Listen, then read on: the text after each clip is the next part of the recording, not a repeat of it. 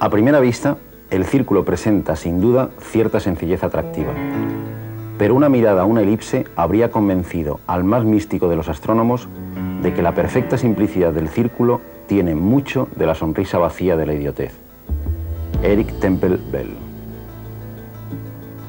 Hoy vamos a hablar de unas curvas que han atraído la atención de los matemáticos desde hace más de 2000 años. Los círculos, las elipses, las parábolas y las hipérbolas. Y hablando de círculos y de elipses, forzosamente tendremos que hablar de astronomía.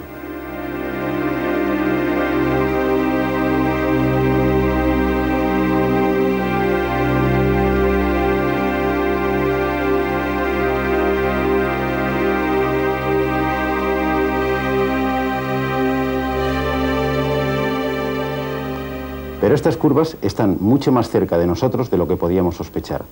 Cada vez que bebemos en un vaso, vemos al menos dos de ellas, un círculo y una elipse. Las sombras proyectadas por una lámpara en una pared forman las cuatro cónicas.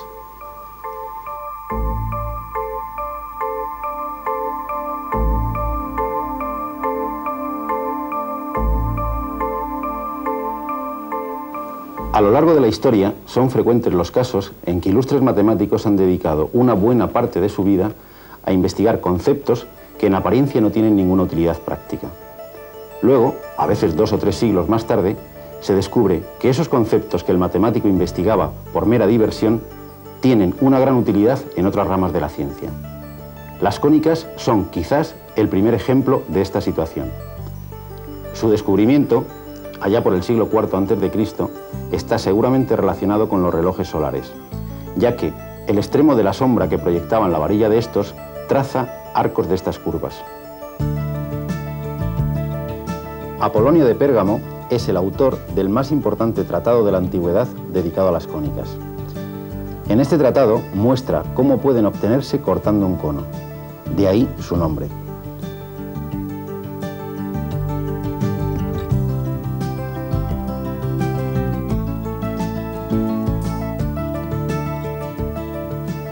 Nosotros vamos a verlo con este matraz que hemos llenado con agua coloreada. Si lo mantenemos vertical, la superficie del agua dibuja un círculo, igual que en cualquier vaso. Pero si lo inclinamos, el círculo se va estirando y nos aparece una nueva curva, la elipse. Si continuamos inclinándolo hasta que esta línea quede paralela al suelo, la generatriz del cono, obtenemos nuestra tercera cónica, la parábola. Si continuamos inclinándolo, nos aparecerá una rama de hipérbola, nuestra última cónica. Desde un punto de vista práctico, la elipse, al igual que sus parientes, la parábola y la hipérbola, permanecieron durmiendo un largo sueño histórico de más de 2000 años. Precisamente hasta el siglo XVII, en que el famoso astrónomo Johannes Kepler le da a la elipse el papel de protagonista en la película que explica el movimiento de los astros alrededor del Sol. Kepler, después de muchos años de observaciones y de cálculos sobre Marte, afirma que su órbita es una elipse y coloca al Sol en uno de sus focos. Pero, ¿qué es eso del foco? Quizás dibujando una elipse mediante un sencillo procedimiento lo descubramos. Marcamos 2 puntos en un plano y colocamos una cuerda fijada a ambos. Situamos un rotulador de esta forma hasta que la cuerda se tense. Si desplazamos el rotulador, se nos va dibujando una elipse.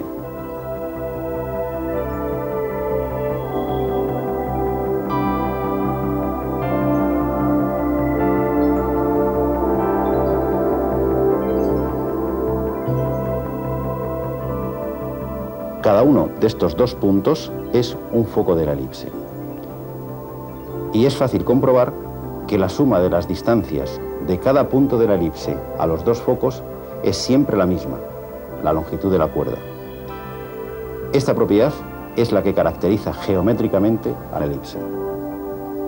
Las elipses nos deparan alguna sorpresa. Seguramente, en alguna ocasión, se habrán sorprendido de la acústica de algunas estaciones de metro. Estando en un andén, a veces se puede oír una conversación mantenida por personas situadas en el otro, como si estuviesen a nuestro lado. Este fenómeno tiene que ver con la elipse.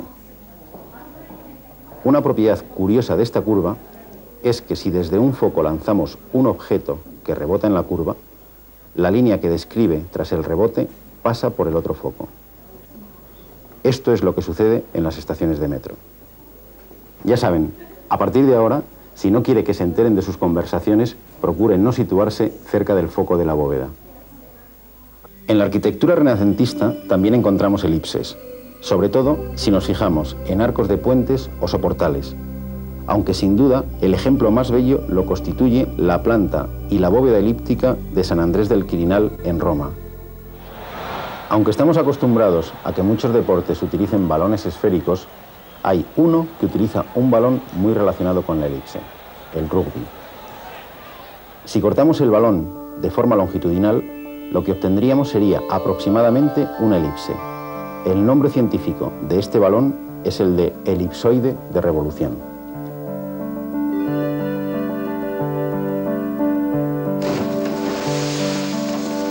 Pero no hace falta ir al rugby o viajar a Marte para encontrar elipses.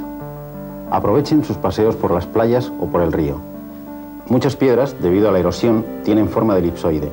Si las cortamos mediante planos perpendiculares, obtenemos elipses.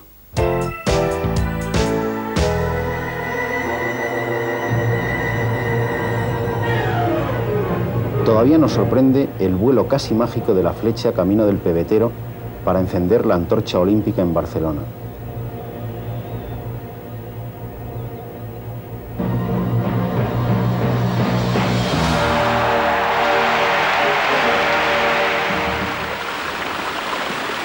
En apariencia, poco tiene que ver el efecto sedante que nos producen estas fuentes del Generalife con el vértigo de esta serie de triples de un partido de baloncesto.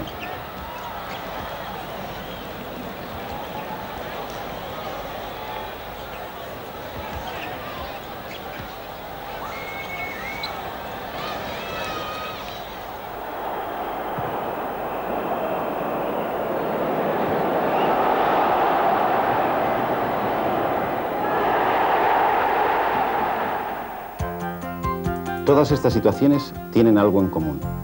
La trayectoria seguida en todos los casos es una de nuestras cónicas, la parábola. Este hecho, tan familiar hoy en día, fue descubierto por Galileo a principios del siglo XVII. Cualquier proyectil lanzado al aire describe una trayectoria en forma de parábola. Aunque fue otro matemático, Isaac Newton, el que desveló las ecuaciones que rigen estos movimientos, que no dejan de ser un caso muy especial de la ley de gravitación universal, la que explica el movimiento de todos los astros. Y hablando de astros, estas antenas de un observatorio astronómico, que sirven para estudiar las emisiones de radio de las estrellas y galaxias, le deben mucho a nuestra curva. Pero no solo estas antenas dedicadas a la astronomía, estas otras que nos permiten hablar por teléfono o ver la televisión vía satélite, también son hijas de la parábola. Por algo se llaman parabólicas. En efecto, si diésemos un corte transversal a una de estas antenas, la curva que se nos forma es una parábola. ¿Es casualidad este fenómeno? Por supuesto que no. La parábola tiene esta exótica propiedad. Si un haz de rayos paralelos al eje rebotan en la parte interior de la superficie parabólica, se reflejan todos en un mismo punto, en el foco. Esto explica la forma de los radiotelescopios o de las antenas de comunicación. Por muy pequeña que sea la señal recibida, al converger todas las recibidas por la superficie en un solo punto, se amplía miles e incluso millones de veces.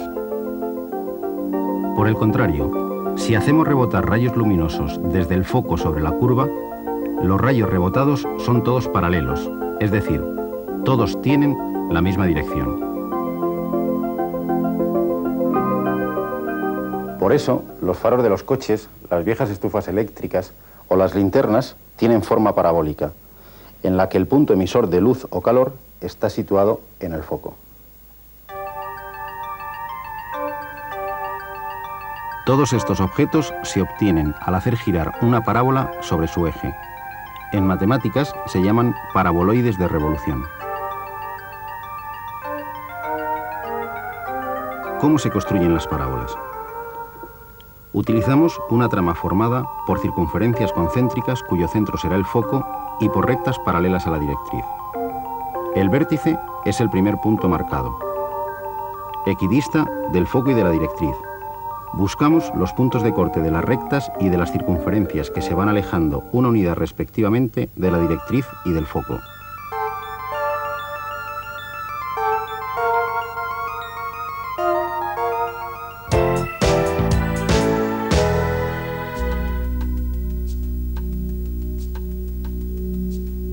Estamos en una central térmica. Estas enormes torres llaman inevitablemente nuestra atención por su extraña forma. Miremos su perfil. Corresponde a la última de las cónicas investigada por Apolonio de Pérgamo. Es una hipérbola. Si colocamos una lámpara en esta posición, de modo que la luz se proyecte tanto por arriba como por abajo de la pantalla, en la pared se nos forman las dos ramas de una hipérbola. Veamos cómo se construye. Utilizamos una trama de circunferencias concéntricas. Sus centros serán los focos de la hipérbola. Los primeros puntos son los vértices. Están en la recta que une los dos focos. Los siguientes puntos están en la intersección de las circunferencias que se alejan una unidad de cada uno de sus respectivos centros.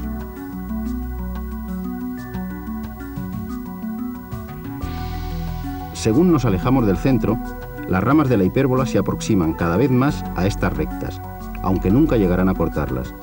Estas rectas son las asíntotas de la hipérbola.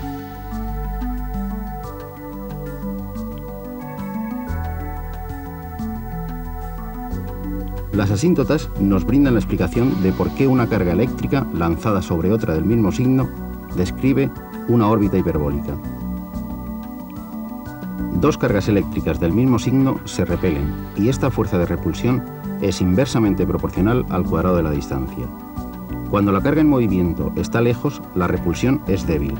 Su trayectoria se asemeja a una recta. Pero cuando se va acercando, la fuerza de repulsión aumenta rápidamente, curvando la trayectoria hasta trazar una rama de hipérbola.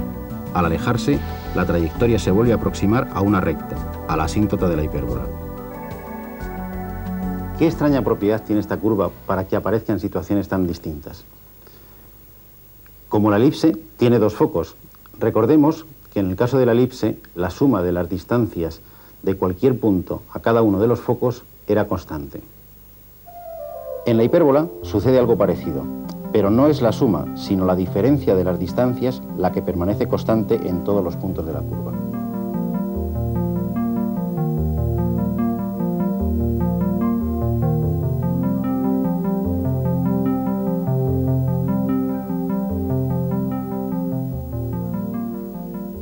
A lo largo del programa hemos visto que estas curvas han contribuido de manera notable y en muchos aspectos al progreso de la humanidad. Sin su conocimiento, el hombre no habría pisado la Luna, ni enviado naves a Júpiter, y lo que es más grave, ni siquiera podría explicarse el movimiento de los planetas en el sistema solar. Sin embargo, una inquietante pregunta sigue flotando en el ambiente. ¿Qué llevó hace más de 2000 años a Apolonio, Arquímedes y otros sabios griegos a dedicar una parte muy importante de su vida al estudio de estas curvas? ¿Realmente fue solo el placer intelectual ante objetos abstractos tan exóticos? Seguramente nunca lo sabremos, pero eso no impide que les estemos profundamente agradecidos.